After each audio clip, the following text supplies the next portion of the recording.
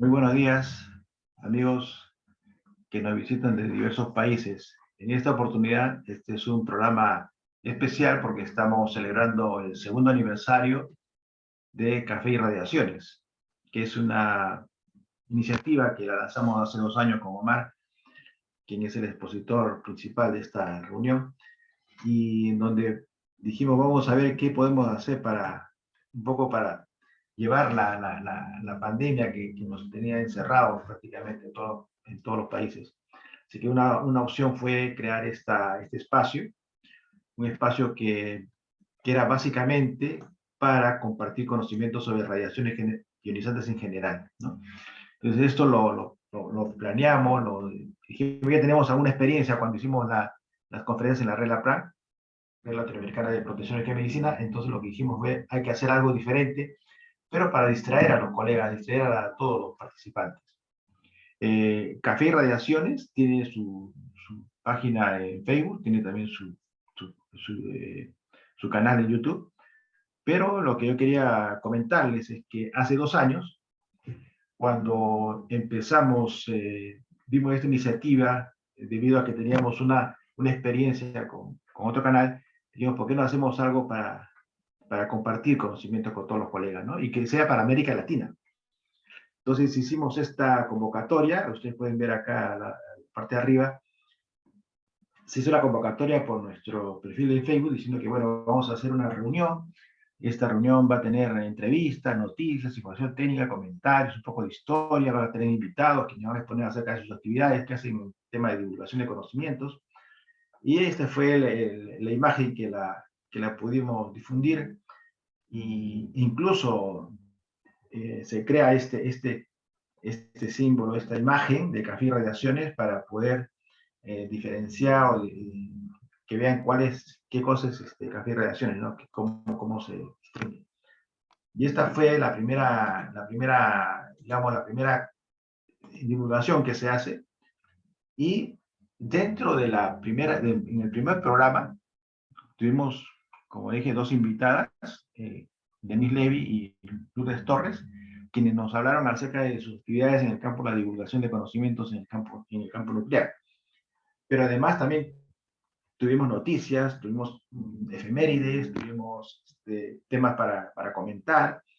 Este es parte de lo que se colocó, incluso lo repetimos después en nuestra página, en nuestro perfil en Facebook. Y desde esa oportunidad hicimos 4 programas.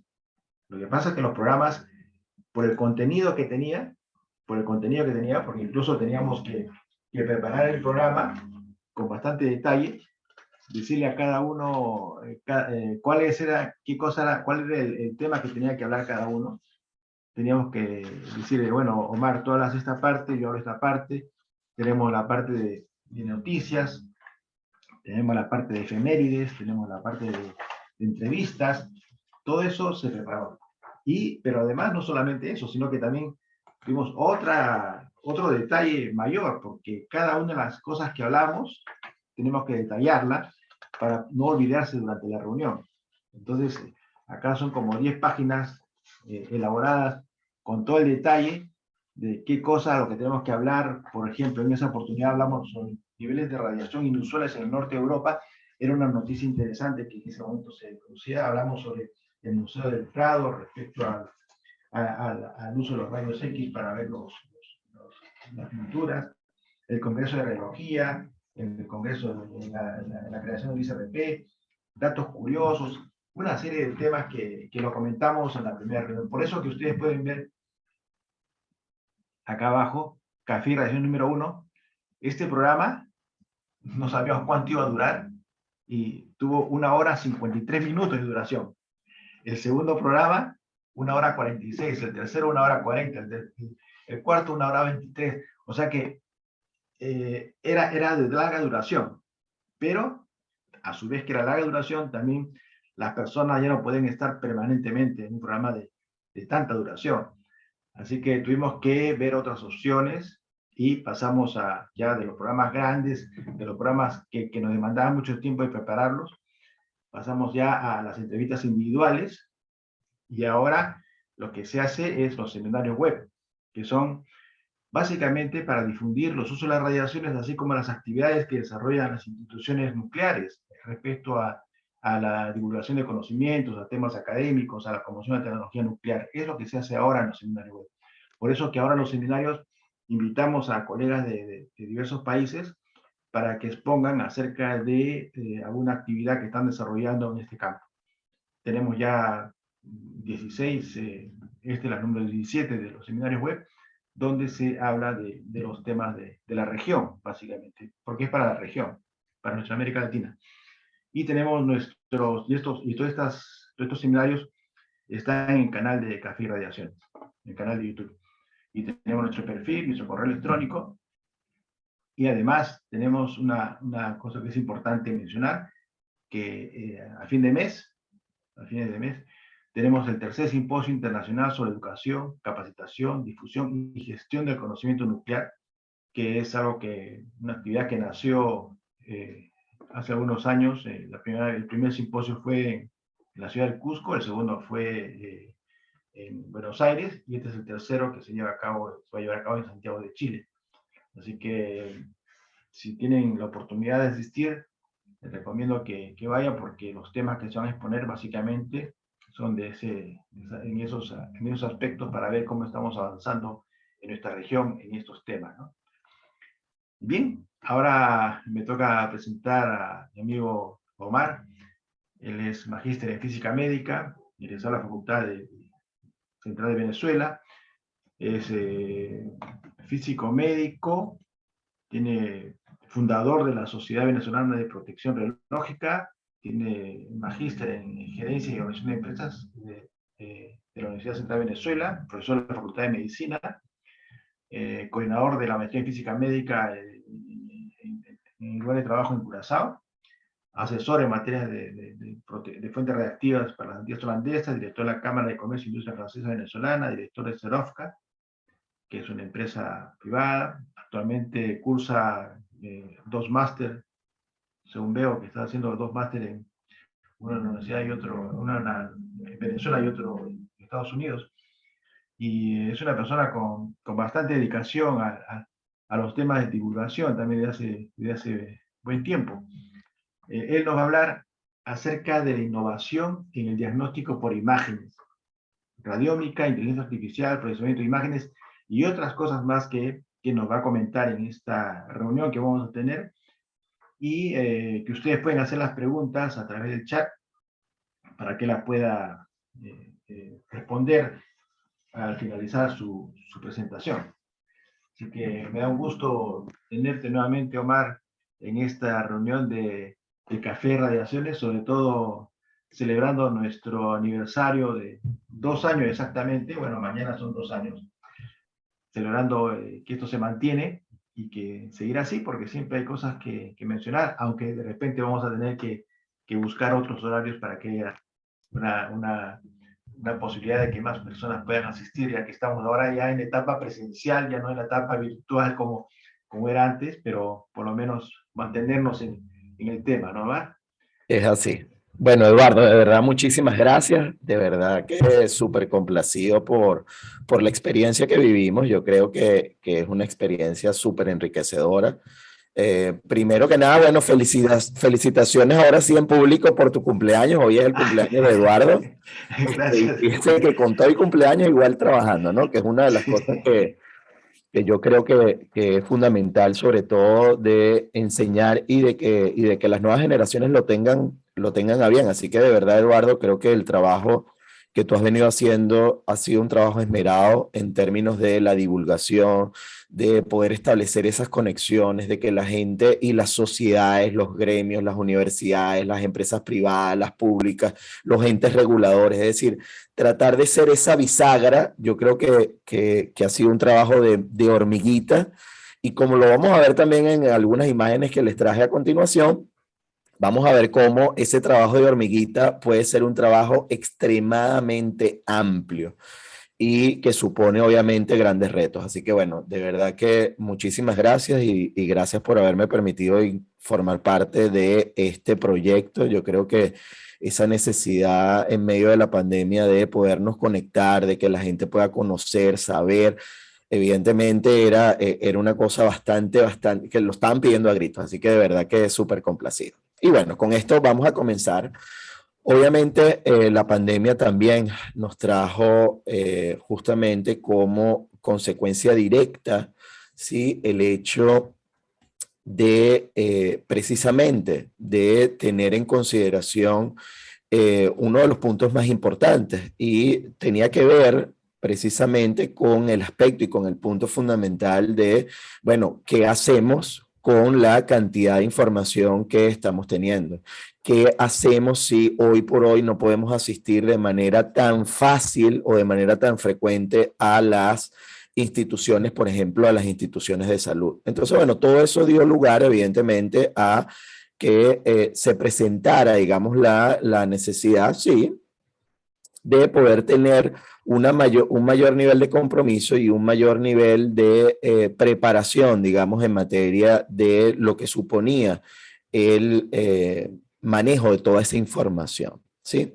Así que bueno, obviamente, muchísimas gracias entonces por esta presentación inicial. Obviamente yo también recordando de ese espacio ya de hace 2 años, justamente cuando comenzamos todo el proceso de Café y Radiaciones y obviamente todo lo que conllevaba en materia, sí, como muy bien lo decía Eduardo, de todo el tema de la organización. Bueno, era Eduardo además súper organizado, súper, bueno, pues creo que yo hasta incluso era un poco de dolor de cabeza porque a veces suponía el hecho de tener que organizarnos, ¿no? Hasta el último minuto. Obviamente era un detalle, bueno, pues súper de trabajo. Pero fíjense que cuando hablamos de inteligencia artificial, cuando hablamos de innovación, cuando hablamos de cuál es el futuro que nos depara en términos de la imagenología y de cómo nosotros podemos estar viendo el futuro, evidentemente tenemos que comenzar con entender que obviamente teníamos la radiografía convencional y junto con la radiografía convencional todo empezó con una mano, ¿sí? Con la mano justamente de la esposa de Röntgen, pero fíjense ustedes cómo todo va cambiando, ¿no? Con el transcurrir del tiempo. Y obviamente esas radiografías iniciales, por supuesto que dieron lugar a un siguiente paso. Y precisamente ese siguiente paso lo dimos en el ámbito de la imagenología, por supuesto, con el advenimiento, sí, por un lado de los Beatles, pero sobre todo de cómo la inversión de los Beatles era necesaria para EMI para poder desconectarse o quitarse un montón de impuestos, y eso dio lugar precisamente al primer CT scan. Fíjense ustedes la primera imagen que tenemos de cerebro, ¿no? Evidentemente una imagen de muy baja calidad diagnóstica si nosotros la comparáramos con cualquiera de las imágenes que pudiéramos tener hoy. Pero desde ese momento, desde 1972 hasta hoy en día, donde ya tenemos, por ejemplo, atenuación y una modificación, una modulación en lo que sería la intensidad de corriente, lo podemos hacer en cada uno de los ejes, cómo podemos distribuir, cómo podemos ahora reconstruir las imágenes dentro de, ya ver órganos dentro del cuerpo de manera tridimensional, hacer exploraciones incluso de manera interna. Todo esto ha sido, por supuesto, un gran avance. Y un avance que trae consigo, y esto es muy importante, un avance que trae consigo evidentemente grandes retos. Y me refiero a grandes retos porque, ¿qué pasa? Que en el momento en el cual nosotros estamos hablando de que estamos aumentando la cantidad, por ejemplo, de información, también estamos trayendo o estamos aumentando la complejidad en la toma de decisiones y por supuesto la complejidad también en lo que pudiese ser el análisis estadístico. Ahora, si bien es cierto, hemos tenido grandes avances en el tiempo, lo que también es cierto es que se mantienen algunas malas prácticas y por esto es la importancia y la relevancia de trabajos como el que hace la PRAM, como el que hace la NEN, es decir, la divulgación del conocimiento científico, porque precisamente, ¿sí?, nosotros podemos tener incluso procesos como este, es decir, imágenes que no son necesarias. Es decir, la falta de justificación de algunos estudios evidentemente sigue siendo una de las razones fundamentales por la cual la protección radiológica tiene que marcar nuestro día a día y nuestra cultura y nuestro desarrollo en materia de nuestro trabajar, ¿no? De nuestro trabajar diario. Ahora, fíjense ustedes que si bien es cierto, obviamente hemos tenido o mantenemos esto, yo quiero rescatar parte de las palabras de Einstein cuando decía que locura es hacer la misma cosa una y otra vez esperando obtener resultados diferentes, porque si buscamos resultados distintos, no debemos hacer siempre lo mismo. Entonces, si bien nosotros queremos tener resultados diferentes en materia de protección radiológica, uno de los objetivos que nosotros tenemos que mantener y que impulsar en nuestra práctica profesional va precisamente de la mano de, bueno, cómo nosotros comprender qué es lo que está pasando hoy por hoy en el mundo y, por supuesto, entonces, cómo nosotros podemos ayudar y mejorar nuestra práctica profesional. De esta manera, cuando nosotros hablamos de una imagen médica, ¿sí? La imagen médica, la gente pudiera tener la intuición de asociarla con una imagen que podemos obtener de nuestro teléfono celular o de nuestra tablet o de lo que sea, de una cámara fotográfica. Y no hay nada más alejado de la realidad. Es decir, cuando vemos una imagen médica, estamos hablando de esto que está aquí. Estamos hablando de una matriz numérica. Y ustedes dirán, bueno, Mar, no puede ser que estemos ahora, vamos a estar hablando de matemática tan temprano. Y sí, les prometo que ninguno de ustedes se va a dormir, ¿sí? Pero el objetivo es que cuando hablamos de una imagen médica, lo hablamos en un formato que denominamos DICOM.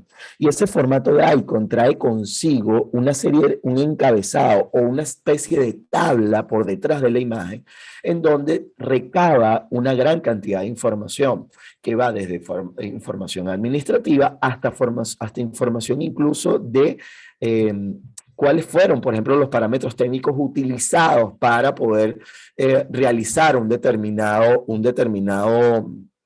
estudio. Entonces, claro, evidentemente esto trae consigo, por supuesto, una enorme cantidad de información, ya no solamente en lo visible, sino también, o en lo tangible, sino también en lo que viene de fondo de esa imagen. Entonces, comprendiendo las imágenes y sobre todo ya en el caso de la imagen digital, obviamente utilizamos una matriz que nos permite representar esa imagen. Y por supuesto, esa matriz o esa serie de números que yo les estoy diciendo, dependiendo del tipo de imagen que estamos obteniendo, sea una radiografía, una tomografía, una resonancia magnética, dependerá o constituirá, por supuesto, determinados factores. Por ejemplo, en el caso de la radiografía tendremos una escala de grises y esa escala de grises vendrá asociada precisamente por los niveles de atenuación. ¿Y qué ocurre? Cuando hablamos de la escala de grises en general, nos estamos refiriendo precisamente a una representación de los números en cuadros de bits. Entonces, de esa manera yo puedo otorgarle, ¿sí? A cada número, es decir, a cada nivel de atenuación, yo le puedo asignar un determinado color dentro de esa escala de grises que ustedes ven ahorita en este momento en sus pantallas. Entonces, por otro lado, por supuesto, si yo tomo todo ese campo de visión útil y lo divido en pequeñas partes, ¿sí? Que corresponderían a esas unidades integradoras de la matriz matemática y de la matriz del campo de visión útil, es lo que nosotros denominamos los píxeles. ¿Sí? Entonces, una imagen digital no es más que una matriz matemática y en donde la unidad fundamental de esa matriz es la que nosotros denominamos en ese píxel, cuando nosotros estamos hablando de una imagen planar. Ahora bien, por ejemplo, en el caso tomográfico, de igual manera como en la radiografía, yo tengo niveles de atenuación, es decir, yo voy a recibir información matemática con respecto a la cantidad de radiación que fue atenuada por el cuerpo o por el paciente o por el objeto que haya colocado yo allí en el medio entre el equipo que emite radiación y el detector. Pero también en el caso, por ejemplo, de la resonancia magnética, dependiendo de qué estoy evaluando, si es T1, si es T2, si estoy haciendo valoración en términos de densidad protónica, estaré evaluando en cada uno de esos tamaños de píxeles, en cada uno de esos píxeles estaré evaluando los tiempos de relajación, los tiempos de excitación o la densidad protónica que puedo conseguir en una determinada región anatómica. Entonces, de esta manera, lo que quiero que comprendamos es que cuando nos referimos a que hemos aumentado en términos tecnológicos y hemos mejorado sustancialmente la calidad de nuestras imágenes médicas, también hemos aumentado, fíjense ustedes, la complejidad, porque bueno, ya también pasamos de una imagen planar, como el caso de una radiografía simple, a una imagen volumétrica, como el caso de la resonancia o de la tomografía, o en el caso de la medicina nuclear, como el caso del PET o del SPECT. Entonces, en cualquiera de estos casos, cuando yo ahora tengo esta matriz numérica, ya no es plana, sino que tengo una matriz numérica que además va cambiando en el volumen. Por consiguiente, ese píxel que antes era en 2 dimensiones, ahora si lo llevo a las 3 dimensiones, es lo que nosotros denominamos como un voxel. ¿Qué es importante resaltar? Bueno, que evidentemente en la medida en la cual los píxeles sean cada vez más pequeños, yo voy a tener una mejor resolución, voy a poder ver mucho mejor diferencias pequeñas que hay en una determinada imagen. Pero bien, ¿qué pasa con todo esto? Que ya este nivel de píxel y este nivel de resolución ya no solamente es plano, sino que además es tridimensional. Y tengo uno de los principales problemas que conlleva justamente el volumen o los problemas de atenuación volumétrica. Entonces, por un lado tengo ahora mayor cantidad de información, por el otro tengo ahora imágenes tridimensionales, pero por si fuera poco, tenemos adicionalmente que el diagnóstico por imagen está basado en 2 universos separados, en 2 mundos. Uno que es el morfoestructural, el anatómico, y el otro el funcional, el fisiológico. A mí siempre me gusta explicar esto y sobre todo a nuestros amigos residentes, a los médicos que nos acompañan, pero también a los tecnólogos, a las enfermeras, a los físicos. Obviamente cuando nosotros hablamos de las imágenes estructurales o anatómicas, yo lo comparo con una especie de edificio. Es decir, si vamos a suponer que yo tengo un edificio, yo de manera externa, bueno, las paredes que conforman ese edificio corresponde a esa imagen morfoestructural que puedo tener. Pero imagínense por un momento que dentro del edificio hay una ruptura de una tubería de agua. Bueno, si la ruptura de agua es importante y además ha transcurrido una determinada cantidad de tiempo, es factible que yo vea en la pared, yo vea que primero se está esconchando, luego se va humedeciendo y finalmente veré hasta agua que sale de la pared. Pero tiene que ocurrir una determinada cantidad de tiempo. Ahora bien, ¿qué ocurre con las imágenes funcionales o fisiológicas? Esas imágenes funcionales que son las en medicina nuclear, por ejemplo, pero también imágenes funcionales como el caso de resonancia magnética, incluso ahora el caso, por ejemplo, de mamografía con contraste. En todos estos casos estamos hablando justamente del análisis de cómo es la interacción de los diferentes órganos ante un determinado estímulo. Y ante esto, imagínense ustedes que en esa comparación que les estoy hablando del edificio, tuviésemos ahora un sensor que me mide la cantidad de flujo de agua en la tubería en el piso 1 y la cantidad de agua que llega al piso 2. Y bueno, si hay una diferencia, me da una alerta, me dice, hey, antes de que yo lo pueda ver en la pared, yo empiezo a ver problemas desde el punto de vista fisiológico o desde el punto de vista funcional. Por eso es que a veces hablamos de que, a veces no, hablamos en general de que en el caso de medicina nuclear podemos ver perturbaciones o modificaciones de lo que pudiese ser un patrón normal con mucha antelación con respecto a una modificación desde el punto de vista estructural. Entonces, fíjense ustedes, ya estamos uniendo entonces el hecho de que tenemos imágenes tridimensionales, imágenes volumétricas. Hemos hablado, por supuesto, que tenemos ahora una mayor cantidad de imágenes, pero por si fuera poco, ahora tenemos la incorporación de multimodalidad. Es decir, por un lado, tenemos imágenes que tienen que ver con niveles de atenuación, por ejemplo, pero por el otro tengo ahora imágenes que tienen que ver con el punto de vista de metabolización de un determinado radiofármaco, como es el caso, por ejemplo, del PET-CT o del SPECT.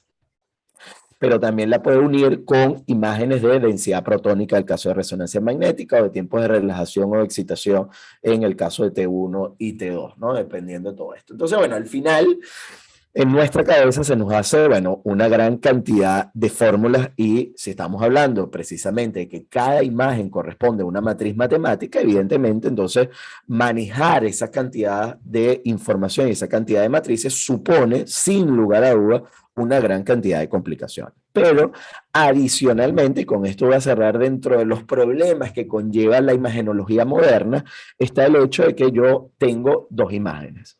Sea, por ejemplo, que yo quiero evaluar un paciente que estoy realizando aquí con respecto a un paciente que han estado evaluando en Suiza y que los sirve de patrón o de referencia para evaluar, por ejemplo, qué sé yo, esclerosis múltiple, o que yo quiero evaluar Alzheimer y cómo es la respuesta en una determinada región. O, por el contrario, un paciente se realizó un estudio hoy en Perú, allá en Don Eduardo, y luego va a Chile al congreso que va a estar realizando justamente la NEN y apoyado y avalado por la PRAN y por la OIE, etcétera, y quiero ahora que ese paciente comparar esas imágenes, bueno, y están en diferentes ubicaciones, con diferentes equipos, en diferentes posiciones del paciente, tengo que lograr modificar esa imagen para poder realizar la fusión, la comparación o la intercomparación.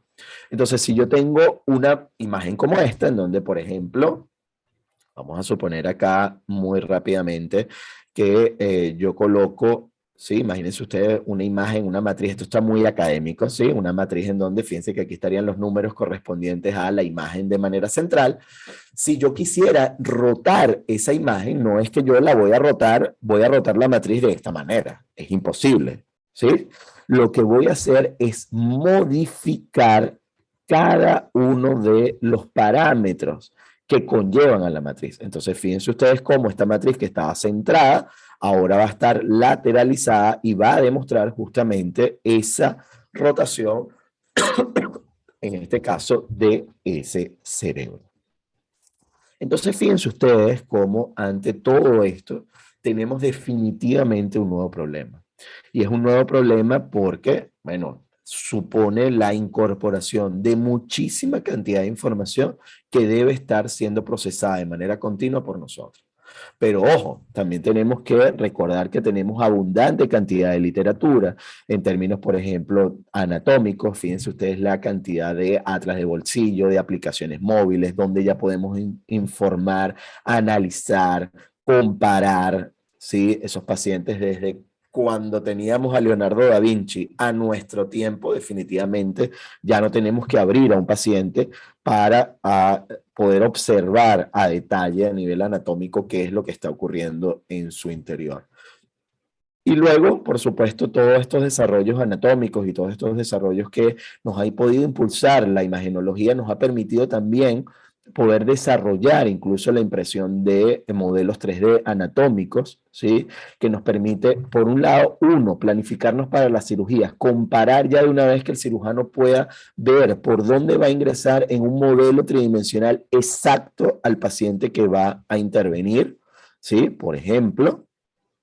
Y obviamente eso supone definitivamente un nuevo cambio en el paradigma, incluso de cómo la imagenología nos ayuda y nos impulsa precisamente para poder desarrollar, ¿sí? Las nuevas técnicas desde el punto de vista, por ejemplo, quirúrgico. Entonces, obviamente, ya nos da un aliciente, pero también, evidentemente, en el caso, por ejemplo, de aplicaciones para dosimetría, hacer estimaciones de dosis, no solamente ya para el caso de animales, sino también para el caso de humanos. Entonces, unificando todos estos criterios, obviamente tenemos una gran cantidad de información. Tenemos información anatómica, ¿sí? Gracias a esas imágenes anatómicas o estructurales.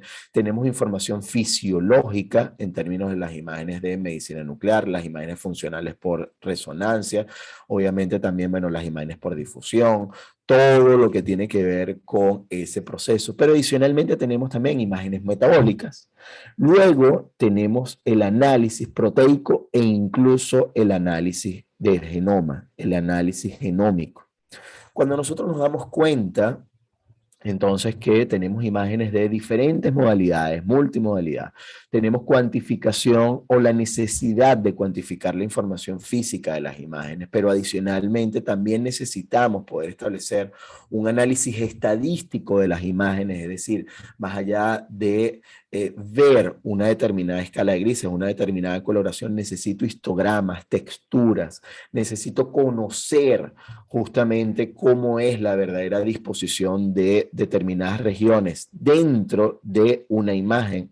Obviamente estamos entonces en una necesidad de incorporación de información y es allí en donde la inteligencia artificial ha cobrado una parte importante porque en el ámbito de la salud ya no solamente, fíjense ustedes, todo lo que yo les he hablado tiene que ver solamente con esta cajita que ustedes ven acá denominada imágenes.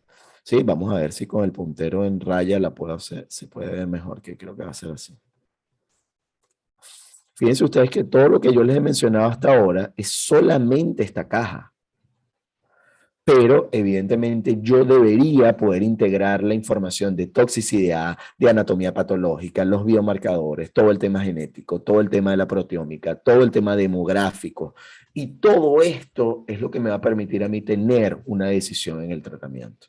Entonces la inteligencia artificial ha venido precisamente para el apoyo en el manejo de la información de manera objetiva y rigurosa, de manera tal de excluir o de minimizar lo que pudiese ser la afectación de nuestro punto de vista o de retirar mucha de la información que nosotros no consideramos importante, pero que cuando la analizamos en el contexto definitivamente nos permite establecer patrones que pueden definir una patología e incluso definir biomarcadores que puedan caracterizar esa patología.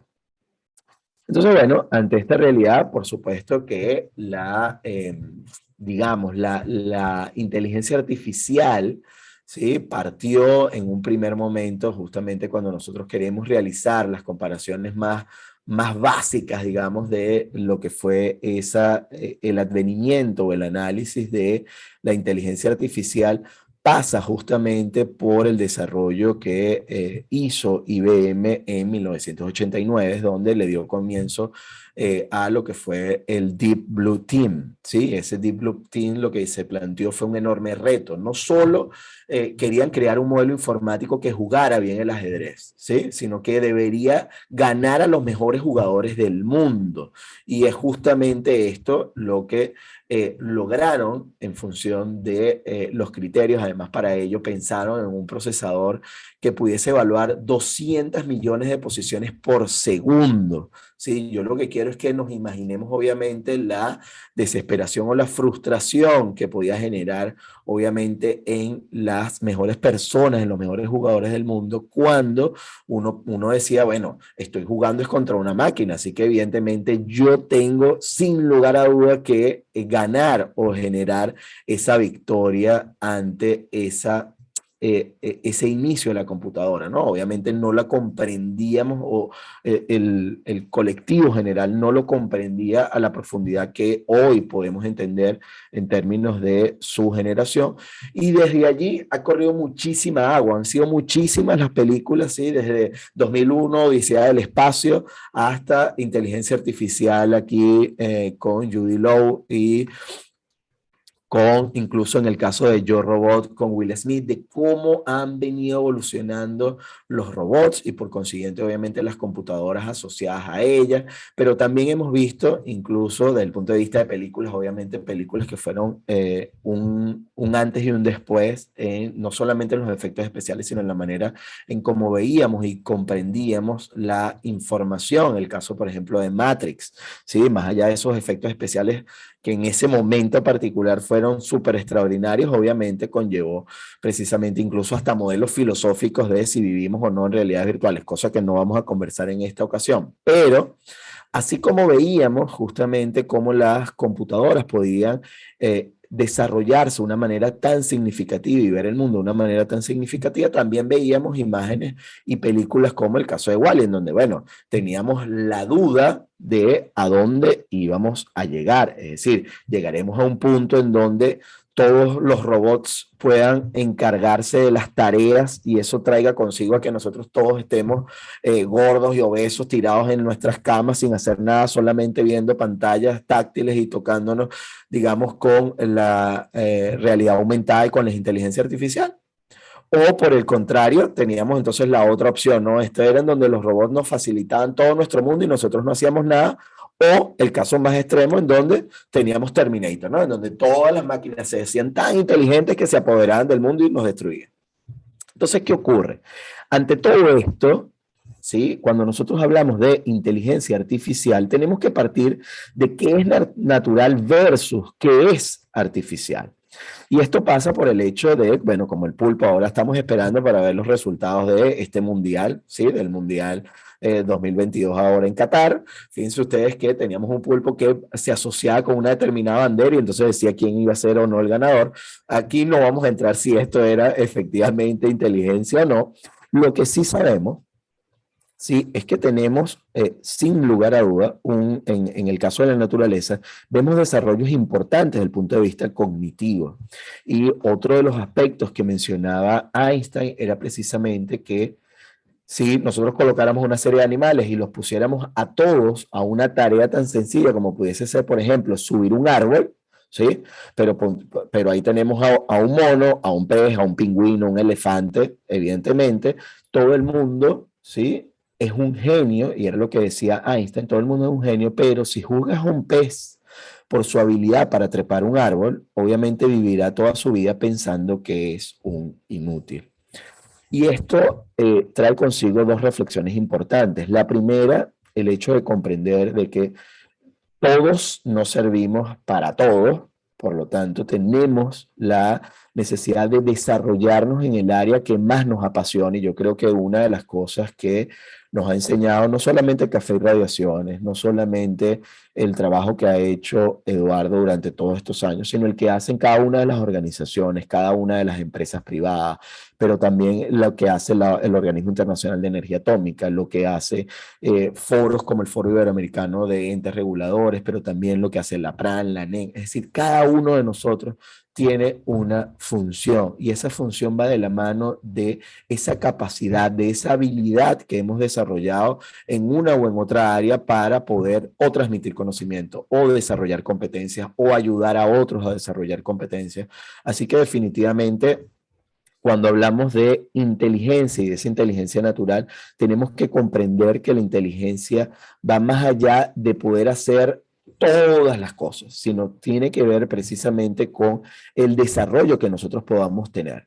Y como les comentaba, ese trabajo que hablábamos al inicio, ese trabajo de hormiguita, ¿no? En donde teníamos, por ejemplo, esas reuniones, ese desarrollo de, bueno, hacia dónde vamos, qué vamos a hacer, cómo lo vamos a establecer. Por supuesto que va de la mano, fíjense ustedes, de esto que ustedes ven acá, es una de las desarrollos, digamos, en forma de colmena de lo que pudiese ser nuestros hormigueros, ¿sí? Es decir, aquí estamos viendo un hormiguero, pero quitando toda la tierra de alrededor. Es decir, si nosotros si nosotros vamos un poco más allá, fíjense ustedes, por ejemplo, la inteligencia natural que puede tener el castor o los panales de abeja, ¿sí? O el caso incluso de los nidos. Pero me puedo ir mucho más extremo cuando nosotros vemos, por ejemplo, los hormigueros desarrollados en África. Fíjense ustedes que por fuera lo puedo ver de esta manera, pero cuando retiro la tierra de alrededor y entiendo la complejidad de lo que está ocurriendo allí, me doy cuenta que un hormiguero es muchísimo más complejo de lo que nosotros podemos identificar a primera mano allí.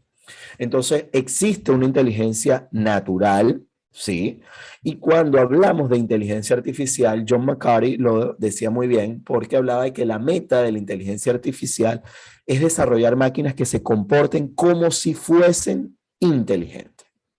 Es a razón de esto que surge, ¿sí? O surgió el desarrollo de las consideraciones de lo que hoy conocemos como inteligencia artificial, que es esa gran capa, ¿sí? En donde se busca de entender los procesos que caracterizan nuestra inteligencia y darle un fundamento teórico. Luego, dentro de esa gran capa, fuimos especializándonos y desarrollando cada vez mayores competencias, mayores desarrollos que nos permitan analizar muchísimo mejor la información. Y es allí de donde surge justamente lo que conocemos como el Machine Learning. Ese Machine Learning lo que buscó fue entrenar máquinas en procesos específicos como apoyo o extensión de nuestra inteligencia.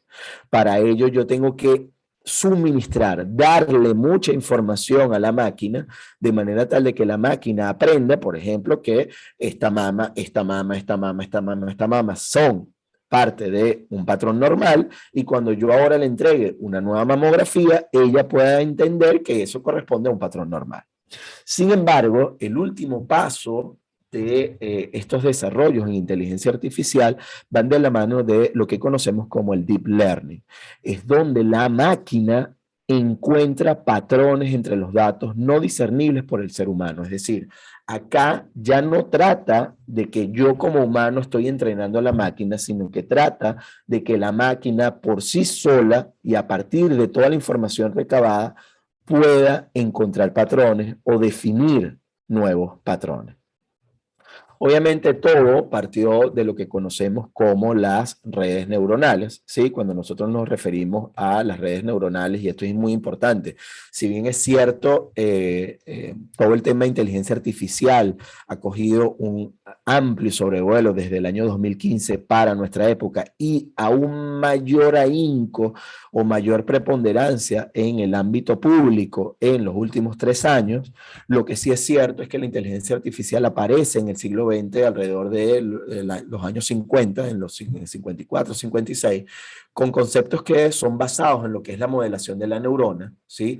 El concepto de perceptrón y el desarrollo de lo que conocemos como las redes neuronales, ¿sí? De una o de dos capas. Luego sí, más adelante, ya alrededor de los 80, 85, 86, se introducen sí los conceptos de machine learning que les he estado comentando y por supuesto ya en el 2010 o a partir del 2010, evidentemente, los conceptos del deep learning.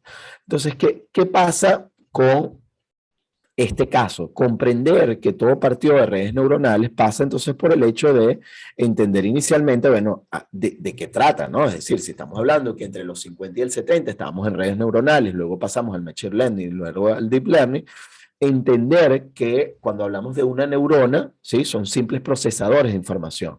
Una neurona consiste sencillamente en un cuerpo celular y unos cables que nos permiten conexiones, ¿sí? Entre las distintas estructuras o entre estas distintas neuronas.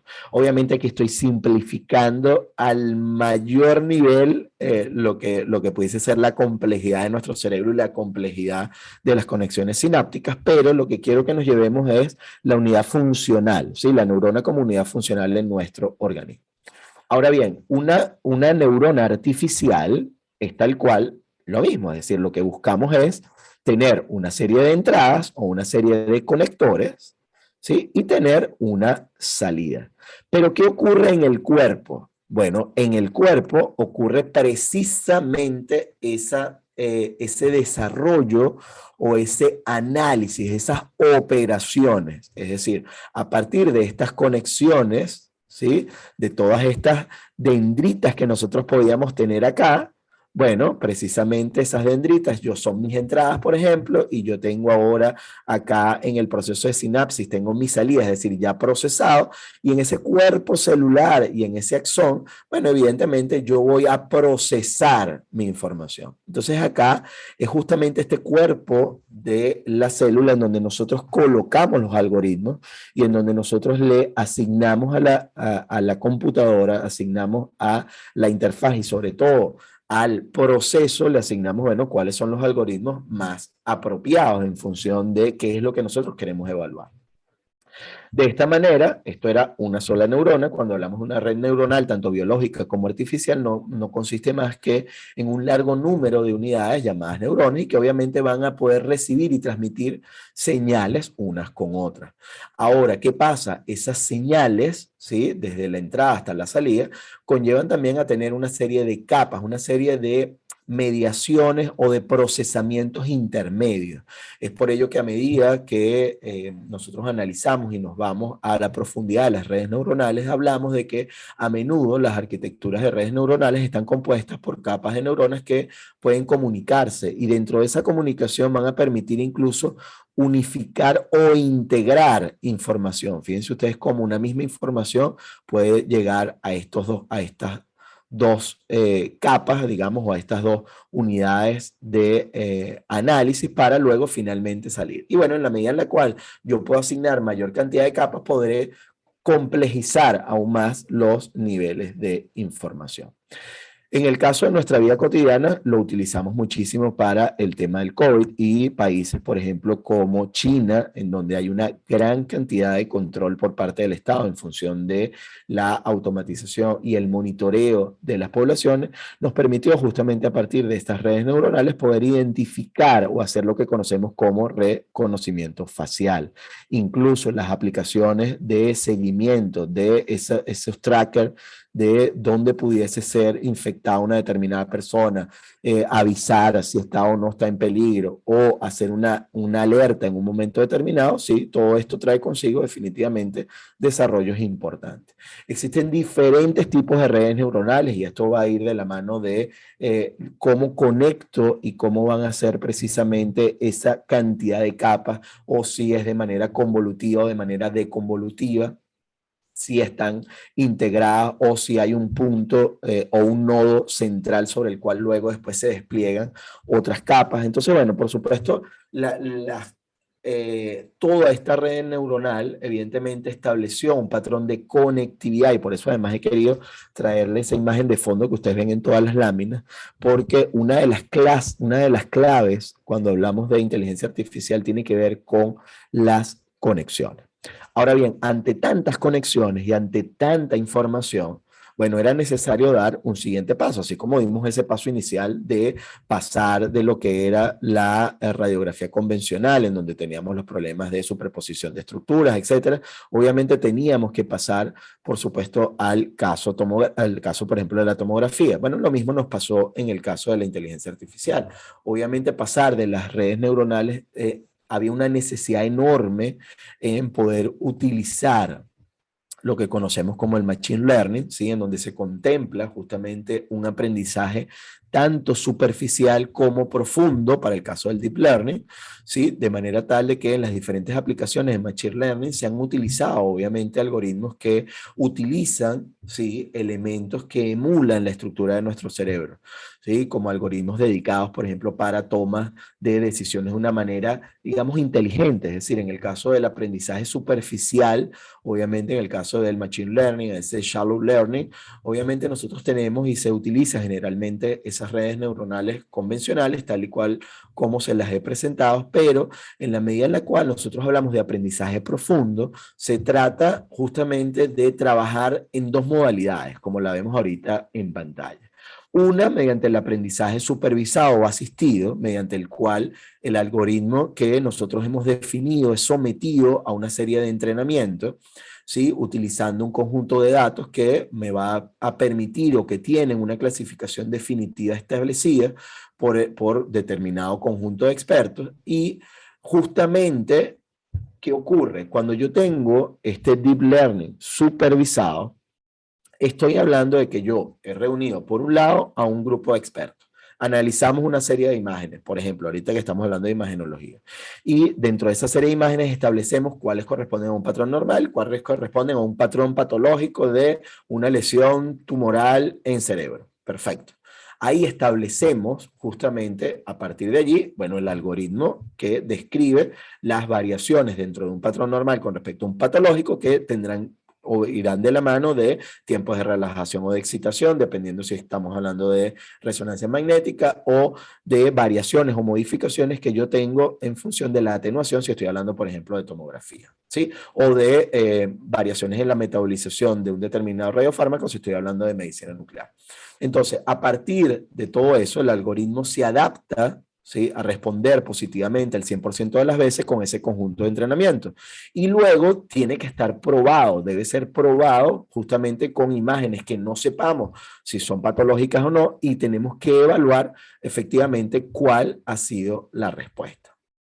Sí, entonces hasta aquí, fíjense ustedes que el nivel del deep learning supervisado, ¿sí? Trae consigo, por supuesto, una alta necesidad del ser humano en la toma de decisiones y, por supuesto, en el descubrimiento. Es decir, nosotros asignamos un determinado algoritmo. Si vemos que el algoritmo no tiene el comportamiento apropiado, entonces, bueno, definitivamente sé que he cometido un error y tengo entonces que hacer una modificación ahora de ese algoritmo, perdón, ese algoritmo inicial. Pero ¿qué ocurre si yo ahora me voy a ese deep learning no supervisado?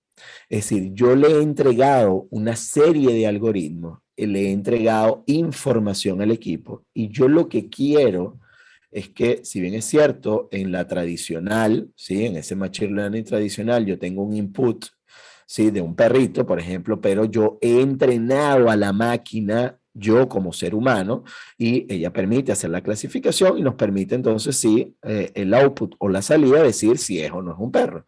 En el caso del deep learning, yo lo que quiero es que solamente viendo el perro y teniendo ya en la base de datos toda la serie de algoritmos sin mi intervención, que él pueda estimar si es o no es un perro. O, por ejemplo, obviamente, establecer una determinada marca o analizar un determinado, por ejemplo, patrón facial o una determinada patología en el caso clínico. Entonces es así como cuando hablamos del deep learning o analizamos en qué consiste, obviamente hablamos de una red neuronal compuesta de muchas capas. Y al hablar de muchas capas nos referimos también a muchos niveles de algoritmos y de procesamiento de datos. Tiene que aprender al igual que hacen los humanos y eso conlleva aprender con el tiempo y en la medida en la cual la someto a mayor cantidad de información y a mayor cantidad de tareas, obviamente eso trae consigo mayor aprendizaje por parte del deep learning. Una de las cosas importantes y que además es lo que ha supuesto, ustedes han visto noticias como el caso de la inteligencia artificial de Google, que se sentía viva y que entonces si está vivo o no, hasta qué punto podemos llamar vivo o no, tiene que ver o va de la mano del hecho de que el deep learning, cuando ya está en modo no supervisado, aprende características de las imágenes de manera automática. ¿Sí? Y es importante comprender de que las capas actúan como filtros en el caso de las imágenes y me va a permitir entonces analizar una determinada imagen. Fíjense ustedes, tengo una capa de entrada a partir de la cual he analizado, por ejemplo, textura, frontera, niveles de frontera, establecimiento de patrones de oxigenación o no en función de diferencias, por ejemplo, en el caso de los niveles de atenuación. Entonces, cada uno de estos parámetros van a ir de la mano de capas ocultas que están internas dentro de esa red neuronal. Es por ello que toda inteligencia artificial parte, ¿sí?, de una red neuronal individual, luego un entrenamiento, digamos, a lo que es ese machine learning convencional o a ese deep learning supervisado para luego finalmente el goal o el objetivo final de todo el proceso de inteligencia artificial va de la mano de poder tener un deep learning que sea no supervisado. Fíjense ustedes que otro de los grandes digamos, preguntas que surgen siempre en la colectividad es, bueno, ¿hasta qué punto la inteligencia artificial me va a quitar mi trabajo? ¿Sí? Esto lo he escuchado yo incluso antes de la pandemia, cuando tuve la oportunidad de ir a Cartagena y me acuerdo que estaba dando una de las conferencias sobre inicio en la inteligencia artificial y una de las doctoras decía, mira, yo creo que yo no voy a dejar que eso entre en mi servicio porque es que si no, en poco tiempo me van a sacar a mí. ¿Y qué pasa? No hay nada más alejado de la realidad por ahora. Por ahora me refiero en los próximos 10, 15, 20 años. Porque definitivamente estas redes neuronales que están viendo acá tienen que estar entrenadas. ¿Qué sabemos hoy? Sabemos que la inteligencia artificial supervisada es una herramienta fantástica y es lo que hoy por hoy podemos utilizar. ¿Por qué? Porque nos permite que una computadora pueda comparar, por ejemplo, como el caso del grupo danés, líder en el caso del Deep Learning, obviamente comparan una tomografía versus 60.000 tomografías en la base de datos en menos de una hora. Obviamente no hay un ser humano, por muy inteligente que sea, no hay un ser humano que pueda en ese lapso de tiempo comparar y recordar 60.000 imágenes con diferentes tipos de patología y hacer una comparación contra la imagen que están viendo hoy. Entonces, sí, la inteligencia artificial tiene una serie de retos, ¿sí? Y dentro de esos retos, obviamente, la falta de Big Data, es decir, la inteligencia artificial necesita de grandes cantidades de datos y de confiabilidad en la obtención de los datos. Además, es crucial para desarrollar un modelo de diagnóstico médico que sea robusto y de precisión. Por ello, no tenemos que ver la inteligencia artificial como nuestro enemigo, sino precisamente como la necesidad imperiosa de manejar mayor cantidad de información, y mientras mejor sea la calidad de los datos que yo voy a colocar en el procesamiento, por supuesto voy a tener mucha mejor información. La posible solución, evidentemente, es desarrollar esfuerzos colaborativos para generar esta Big Data, cosa que se estaba haciendo a nivel mundial. Por otro lado, fíjense ustedes lo que les comentaba de los datos de baja calidad, entre los retos de la inteligencia artificial en la medicina, entender que la falta de esa calidad de los datos introduce lo que nosotros llamamos ruido o dispersión de la información, lo cual puede perjudicar a la hora de toma de decisiones. Es muy susceptible a presentar un efecto mariposa, lo que nosotros, recuerden que el efecto mariposa o lo que nosotros los físicos denominamos caos, es que el aleteo de una mariposa en una determinada región del océano puede generar un tornado del otro, es decir, una pequeña perturbación, una pequeña cantidad de ruido puede generar grandes cambios en la interpretación. Esto obviamente es muy importante comprenderlo, porque en la medida en la cual yo asigno una cantidad de algoritmos y una cantidad de información, pequeñas modificaciones o perturbaciones o ruido o mala información que estoy administrando puede perjudicar en lo que pudiese ser el aprendizaje de la computadora y, por supuesto, la toma de decisiones en el futuro. La posible solución, obviamente, aumentar la calidad de los datos recolectados y añadir nueva información de calidad. Esto es una de las cosas por la cual he estado trabajando y desarrollándome ahorita en todo lo que tiene que ver con inteligencia artificial y data science, porque en el ámbito de salud, si bien es cierto, por un lado tenemos, por ejemplo, las historias médicas electrónicas, por el otro, el PACS, donde tenemos información almacenada en formato DAICO, es necesario poder capturar toda esa información y procesarla de manera conjunta. No dejar que solamente sea el médico, el oncólogo, que vea el laboratorio e interprete el resultado que le entregó el cirujano. No, sino que yo pueda tener una inteligencia artificial que me permita, un software que me permita ayudar a procesar toda esa cantidad de información y poder establecer justamente modelos. Uno de los grandes retos es la falta de claridad de los modelos actuales. Las técnicas de Deep Learning analizan los datos en base a numerosos nodos, conexiones, capas, y se desconoce cómo realiza esas interpretaciones. Falta obviamente de una teoría de inteligencia artificial explicable que dé lugar justamente a analizar esas interpretaciones.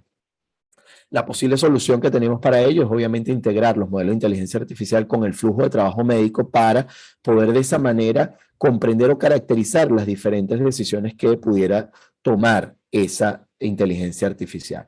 Y por último, por supuesto, la necesidad de generalización, es decir, la interoperabilidad y el sesgo de los modelos de inteligencia artificial tienen un gran impacto sobre la posible generalización, y es por ello que solamente aquellos modelos de inteligencia artificial que sean más sólidos, más robustos y que cuenten con datos más fidedignos y más confiables definitivamente van a poder generar como esa posible solución el desarrollo de preposiciones basadas en la nube y con un alcance generalizado.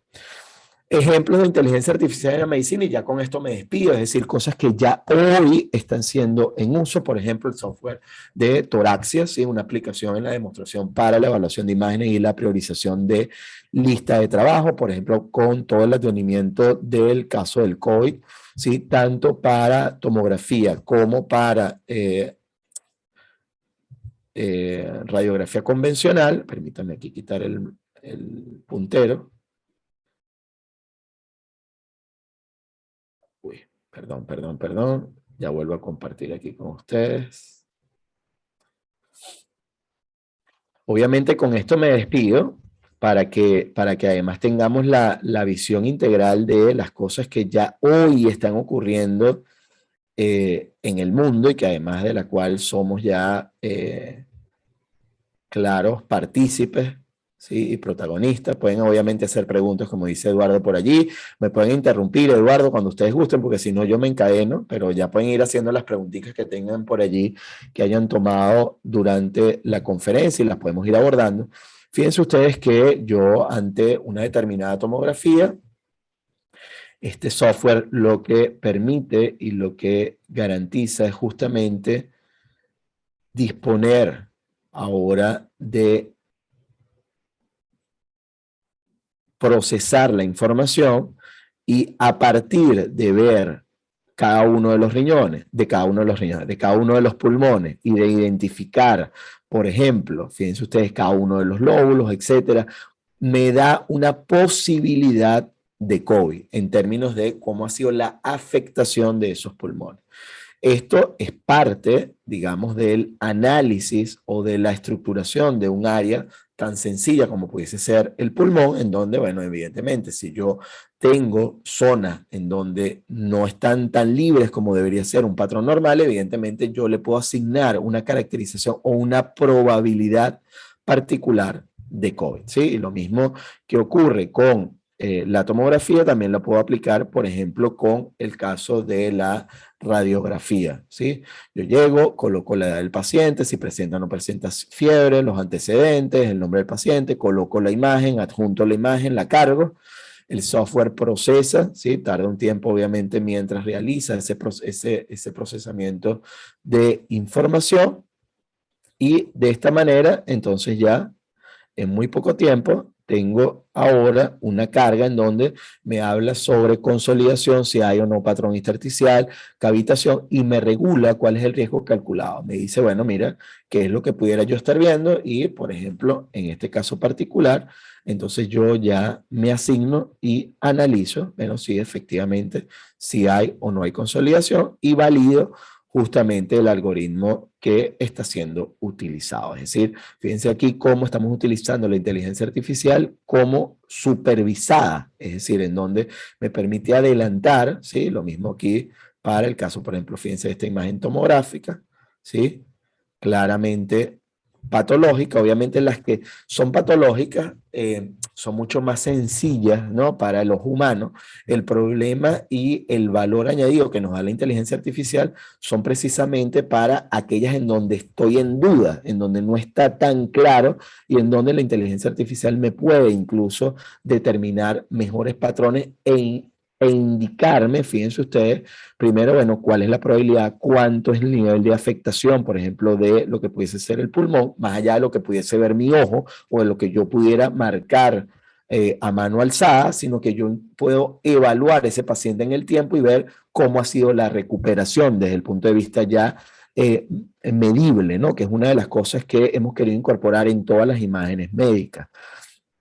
Uno de los grandes adelantos que teníamos con la medicina nuclear, pero también con la tomografía y la resonancia, es por supuesto la posibilidad de cuantificar las imágenes médicas y no depender solamente de lo que pudiéramos ver en escala de grises o en unidad de color. Por otro lado, también tenemos el caso, por ejemplo, de la volumetría, ¿sí? Se emplea para apoyar el diagnóstico de distintas enfermedades o de síndromes a nivel del sistema nervioso central, permite valorar progresión de atrofia, tanto cortical como subcortical. Obviamente, análisis volumétrico nos permite evaluar a nivel de detalle ya el software cuáles son los niveles de asimetría, comparar las estructuras en términos de centímetros cúbicos por porcentaje, y esto ya me da una previa valoración de lo que pudiese ser nuestro paciente y una ayuda fundamental de lo que pudiese ser nuestro paciente. Con esto, bueno, obviamente me despido, por supuesto, siempre invitándolos también. Nosotros tenemos nuestra página web en donde de manera gratuita tienen una serie de documentos que hemos venido traduciendo al español, precisamente hablando sobre principios de funcionamiento de la dosimetría, recomendaciones de protección radiológica en intervencionismo, ahora el tema de inteligencia artificial también, pero también, bueno, el caso de mamografía, etcétera. Y bueno, evidentemente invitarlos, por supuesto, también a nuestros conversatorios, los tenemos los jueves y los viernes, el Aprendiendo Más, en donde vamos viendo temas como estos, el tema de los conversatorios de protección radiológica que vamos desarrollando, bueno, todos los jueves y todos los viernes, así que bueno, súper invitados todos, evidentemente, y bueno, muchísimas gracias por estar hoy aquí festejando estos 2 años de Café y Radiaciones, y nuevamente gracias, Eduardo, por permitirme acompañarte y por estar hoy aquí conmigo. Bueno, las gracias a ti, Omar, por esta presentación muy interesante. Veo que ya están haciendo sus preguntas, pero si desean hacerlo directamente también, es que sea un motivo de charla, de interacción con los participantes. Así que si alguien desea hacer el comentario directamente o hacer la pregunta, hablar, no hay Seguro. problema, pueden hacerlo directamente, por favor. Así que por lo pronto tenemos una pregunta en el chat.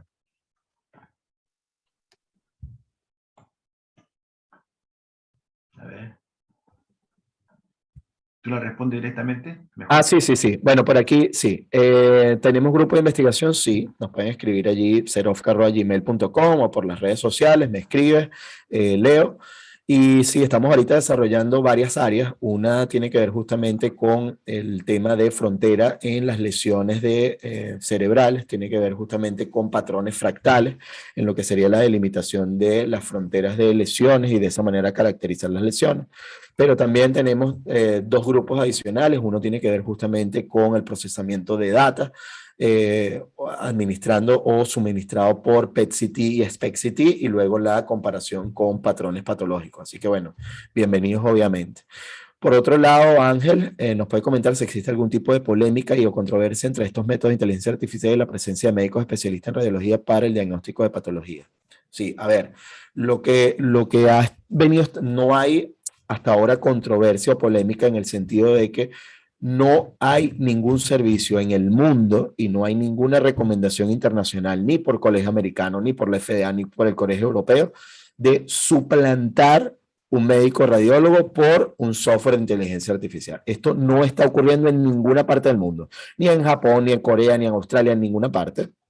Lo que sí es que se ha estado trabajando para que en los servicios de imagenología o en los servicios de imagenología médica podamos contar con software que nos permitan servir de apoyo a la toma de decisiones médicas. Esto sí, y una de las cosas, uno de los software que ha venido aprobando la FDA ha venido aprobando algunos software, sobre todo aquellos gratuitos para el tema de análisis de COVID, de patrones de COVID, para facilitar lo que pudiese ser la toma de decisiones de los médicos. Pero hasta ahora no hay ninguna controversia, está súper claro la toma de decisiones, la justificación del estudio como uno de los principios de la protección radiológica sigue estando en nuestro equipo de médicos radiólogos, médicos nucleares o médicos radioterapeutas, dependiendo de cómo utilicemos las radiaciones ionizantes para diagnóstico o tratamiento. Y, por supuesto, el análisis y el informe médico está de la mano del médico.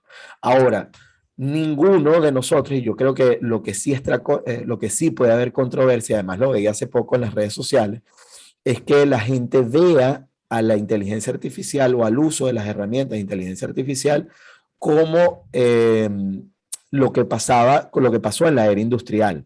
Es decir, antes teníamos a profesionales que eran especialistas en clavar tornillos, clavar clavos o tornillos en un vehículo, ¿sí? Y teníamos a mucha cantidad de mano de obra que estaba especializada de manera muy rudimentaria en armar cosas. ¿Qué ocurre ante la revolución industrial y colocar robots que hicieran ese trabajo? Es verdad que cambiaron algunos puestos de trabajo, pero se modificaron y se especializaron. Ahora esa persona que antes lo que hacía era colocar un tornillo, ahora está encargado de analizar el flujo de trabajo, de analizar que el trabajo estaba bien ejecutado, de analizar los procesos, de analizar las computadoras. Entonces nosotros nos fuimos especializando. Una de las cosas, Eduardo, con lo cual sí me gustaría cerrar, y que además lo he venido diciendo casi en los últimos conversatorios, es que las profesiones del mañana, mi hijo tiene ahorita 8 años, Andrés, cuando tenga 18 años, o sea, en 10 años, la profesión que él va a estudiar no existe hoy, Eduardo. Hoy la gente todavía está esperando, no, bueno, ¿qué quiere estudiar mi hijo? ¿Será que va a estudiar físico o va a ser ingeniero? No, no, no. La profesión del mañana será una cosa mezclada en donde él verá materias de inteligencia artificial, materias financieras, materias que tienen que ver con blockchain, pero también que tienen que ver con energía nuclear y con arte, no sé. Es decir, las carreras, y una de las cosas que tuve la oportunidad de conversar precisamente con el director del MIT, un egresado de la Universidad de Carabobo de Venezuela, el director del MIT decía, mira, ya nuestras carreras convencionales siguen estando allí, pero cada vez más los jóvenes lo que están buscando son áreas de especialización. Y esto va a llevar entonces de manera rutinaria a que hoy los profesionales que hoy nos están viendo comprendamos que ya no puedo ser físico o técnico o médico, sino que yo sí, tengo que ser un médico especializado en tomografía, pero tengo que conocer, tal vez no codificar y lanzar códigos y programar, pero sí entender qué ocurre, cuáles son los algoritmos, qué pasa, cuál es el informe que me está entregando el equipo, cómo yo puedo procesar esa información, y lo mismo para todos los profesionales. Entonces, los profesionales de la salud, Eduardo y amigos que nos escuchan, obviamente somos cada vez más integrales, ya no solamente dentro del ámbito de la salud, sino que tenemos que transversalizar, utilizar las herramientas tecnológicas que tenemos a la mano. Muy bien. ¿Alguna otra pregunta? Si tienen los participantes, ya sea por el chat o si quieren directamente pueden hacer uso de la palabra, pueden hablar. Veo que no hay más preguntas. ¿No hay preguntas? Parece que no, están ahí, bueno. Ojo, es mucha información en el sentido de que el tema de la inteligencia artificial es un tema que es muy profundo. Lo importante sí es entender que tenemos como varias áreas, ¿no? Y varios peldaños dentro de esa inteligencia artificial, pasando por las redes neuronales, que es lo más básico, y lo podemos establecer en un solo algoritmo. Tengo una entrada, una formulita, ¿sí? Y ese formulita o algoritmo me da una salida, y luego voy complejizando, y en la medida en la cual se va haciendo más complejo, puedo tener un lenguaje o una inteligencia artificial supervisada en donde yo le administro, le suministro información, datos y le digo que es normal y que es patológico y luego que ella evalúe los datos, y un tercer nivel en donde yo le doy los algoritmos, le doy un montón de información y quiero que la computadora me dé información. Entonces, bueno, a este nivel estamos, Eduardo, y creo que, bueno, van a ser una de muchas charlas que van a venir por allí en el camino, porque esto es un tema muy apasionante y que va a marcar un antes y un después en nuestra forma de ver la imagenología moderna. Sí, sí, sí. Indudablemente. Bueno, queremos agradecer a todos los participantes. Veo que hay personas de varios países que están asistiendo a esta reunión. Recuerden que esta conferencia, este seminario que ofrecido por Omar va a estar disponible más tarde, bueno, dentro de unas horas, en el canal de YouTube de Café y Radiaciones. Así que para que lo puedan ver con tranquilidad, puedan revisar bien la información, porque hay bastante información, Omar, la que has pintado en esta oportunidad. Así que hay que revisarla con tranquilidad. Bueno, agradecerles a todos por su presencia. Tenemos todos los meses una conferencia sobre diversos temas. Tenemos saludos por el chat de los colegas que nos han escrito, agradeciendo por esta exposición, por esta conferencia. Gracias por sus palabras. Y estaremos en otra nueva reunión dentro de el próximo mes, efectivamente. Gracias, Omar, por tu exposición, por tu presentación y, como siempre, celebrando nuestro segundo aniversario. Así que... Así es. Y bueno, ya celebrar tu cumpleaños. Así que bueno, tenemos una celebración, Eduardo. Gracias, gracias. Gracias Okay. y saludos a todos. Ya nos vemos. Que le vaya muy bien. Cuídense. Adiós. Cuídense todos.